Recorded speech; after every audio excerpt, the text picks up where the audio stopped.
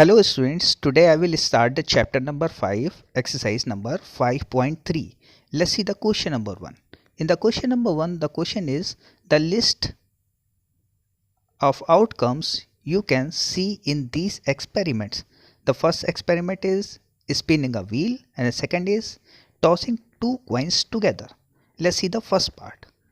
You can see this wheel is given in the question and how many letters are there? 2 times are A, B, C and D. You can see there are only 4 letters. The letters are A, B, C and D. And students, when we spin the wheel, only one letter will be come.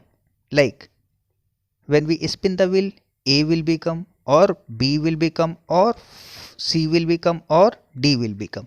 So the answer of this question is there are 4 letters A, B, C and D in a spinning wheel. So how many outcomes will be there? There are 4 outcomes. The 4 outcomes are A, B, C, D.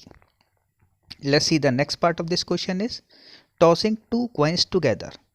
As we know that students, how many parts are there in one coin? There are 2 parts. The first one is head and second is tails.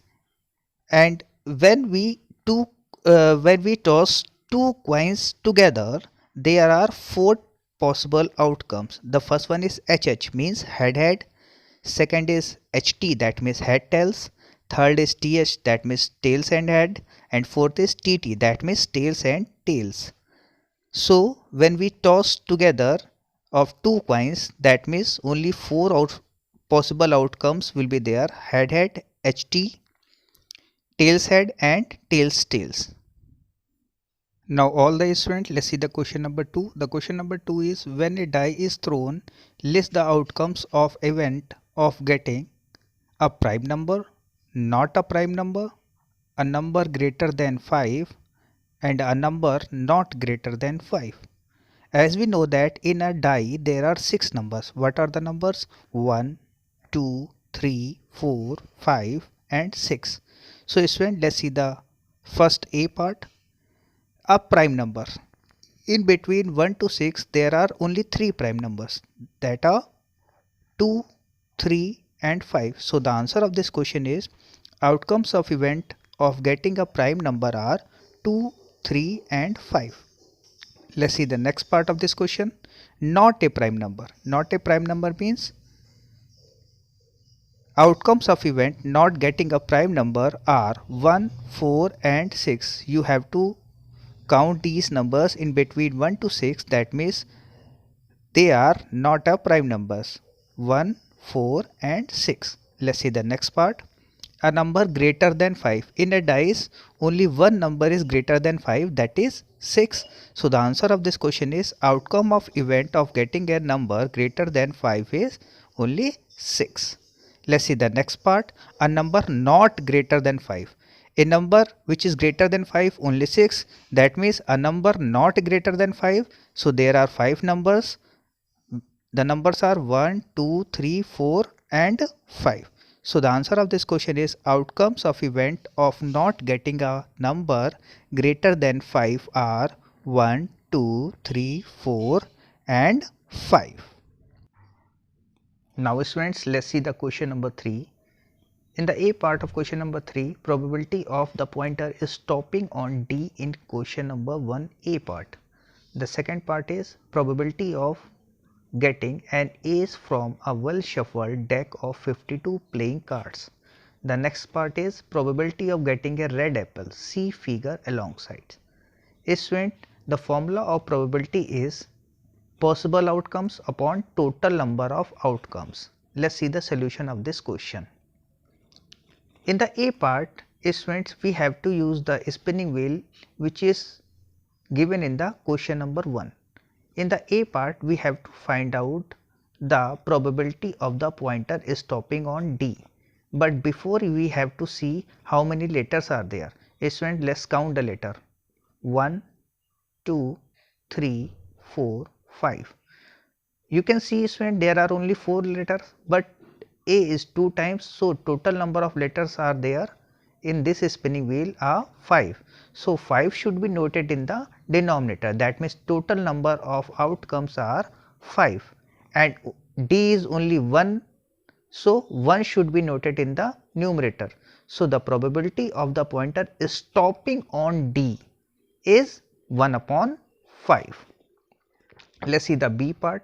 As we know that in the playing cards there are total number of cards 52. So students, 52 should be noted in the denominator. And how many aces are there in the playing cards? Only 4 aces are there. So 4 should be noted in the numerator. So the probability of getting an ace is equal to 4 upon 52, and 4 upon 52 will be cancelled. 4 1 are 4, and in the denominator 4 1 are 4, 4 3 are 12. So the answer of this question will be 1 upon 13. Similarly, in the C part, students, this figure is given. In this figure you can see how many total apples are there. 1 2 3 4 5 6 7. The total number of apples are 7. That means 7 should be noted in the denominator. And how many number of red apples? Red apples are there 4. 1 2 3 and 4. So 4 should be noted in the numerator. So the probability of getting red apple is equal to 4 upon 7. 4 is the possible outcomes and 7 is the total number of outcomes. Let's see the question number 4, students. Numbers 1 to 10 are written on 10 separate slips. One number on one slip kept in a box and mixed well. One slip is chosen from the box without looking into it. What is the probability of? First part is getting a number 6, second part is getting a number less than 6, third part is getting a number greater than 6, and fourth part is getting a 1 digit number. Now students, let's see how many total numbers are there. The total numbers are there in the slips are 10. 1 to 10 means the total number of numbers are 10. So let's see the first part. The total number of outcomes will be 10, and when we write down the numbers on the slip, 6 should be noted only in one slip. So the probability of getting a number 6 is 1 upon 10. 1 means possible outcomes and 10 means total number of outcomes. Let's see the second part. Getting a number less than 6. Less than 6 means 1, 2, 3, 4 and 5. That means there are 5 numbers which are less than 6. So the probability of getting a number less than 6 are 5 upon 10. 5 is the quantity of the numbers which are less than 6. So 5 should be noted in the numerator, and 10 is the total number of outcomes. That means 5 upon 10 is the answer, and when we cancel it, its value will be 1 upon 2. So the answer of this question is 1 upon 2. Let's see the next part of this question. Getting a number greater than 6. Students, let's see this part. Number of greater than 6 out of 10 are 7, 8, 9 and 10. That means 4 numbers are there. So 4 should be noted in the numerator and 10 should be noted in the denominator. That means 4 is the possible outcomes and 10 is the total number of outcomes. So the probability of getting a number greater than 6 is 4 upon 10, and 4 upon 10 should be cancelled. Its value will be 2 upon 5. Let's see the next part. Getting a 1 digit number. Now students, as we know that from 1 to 10, how many total number of 1 digits number? 1, 2, 3, 4, 5, 6, 7, 8, 9. That means total number are there 9. So the probability of getting a 1 digit number is 9 upon 10. Student, here you can see 9 is the possible outcome and 10 is the total number of outcomes. Now students, let's see the question number 5. If you have a spinning wheel with 3 green sectors, 1 blue sector and 1 red sector, what is the probability of getting a green sector? And the next part of this question is, what is the probability of getting a non-blue sector? Students, firstly we have to count out the total number of sector in this spinning wheel. You can see here in the question 3 green sectors, 1 blue sector and 1 red sector is there. So, the total number of sectors are 5, that means 3 plus 1 plus 1, that means 5. So, let us see the first part. In the first part we have to find out the probability of getting a green sector. Student, how many green sectors are there? 3. So, the probability of getting a green sector is equal to 3 upon 5. Here 3 is the possible outcomes and 5 is the total number of outcomes. Similarly, in the second part of this question, we have to find out the probability of getting a non-blue sector. Non-blue sector means forget about the blue sector. There are 3 green sector and 1 red sector. That means total sectors are there 4. When we left the blue sector, that means non-blue sectors are 5 minus 1, because total number of sectors there are 5 and 1 is blue. So, 5 minus 1, that means the remaining sectors are 4 sectors. So, the probability of getting a non-blue means 3 green sector plus 1 red sector, that means 4 will be noted in the numerator and 5 is the total number of outcomes, that means 5 should be noted in the denominator. So, the answer of this part will be 4 upon 5. Let us see students question number 6. Find the probability of the events given in the question number 2. Students, you have to find out the probability which are given in the question number 2. Let us see the first part. In the first part, we have to find out the probability of the prime numbers. As we know that in a dice there are only 3 prime numbers, 2, 3 and 5, and the total number of outcomes are in the dice 1, 2, 3, 4, 5 and 6. That means the total number of outcomes in a dice are 6.